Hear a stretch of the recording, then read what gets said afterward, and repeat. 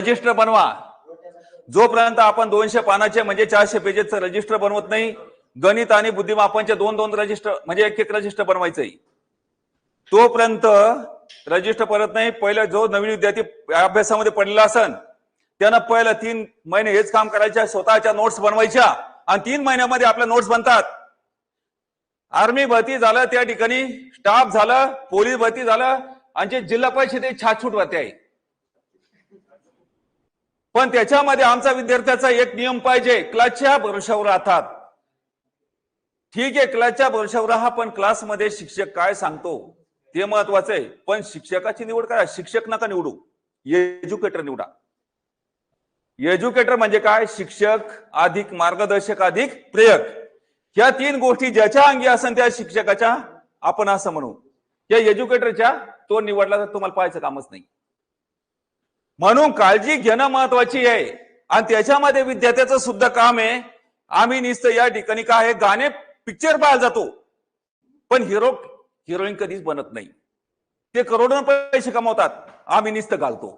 जसं दारूच्या अड्ड्यावर जातो तिथं घालतो, नुसतं ढोसून येतो, घरच्याला त्रास देतो, बस पिक्चर पाहतो, घरच्याला त्रास देतो. असं मिळेल त्या ठिकाणी बसला नाही पाहिजे. ही सहनशीलता आमच्या समोर लागल की समोरच्यांना शिव्या जर दिल्या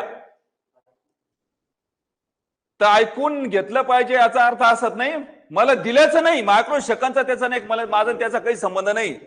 मग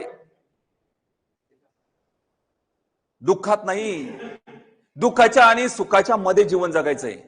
जी वस्तू आपण स्वीकारली नाही ती त्याच्याला वापस मिळते का नाही?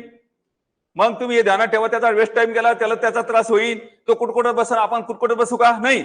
पण आपलं काय पाहिजे, ज्ञान मार्गाच्या याच्यामध्ये अडथळे असणाऱ्या गोष्टी त्या बाजूला ठेवल्या पाहिजे. समजलं का?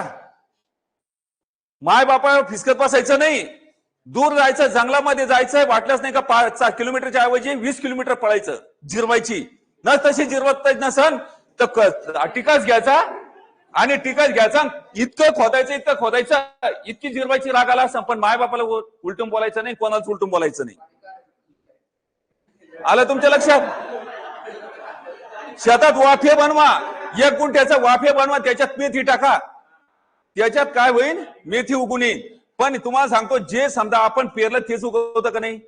आपल्या विचाराचं सुद्धा तसं असतं. विचाराची अंमलबजावणी केली तर त्याला नाही का कोणाला झोंबणं असं बोलू नका, लोक आपल्याला त्रास देणार नाही आणि ऑटोमॅटिक आपण पुढे या दलिंदर परिस्थितीतून पुढे चालले जाऊ.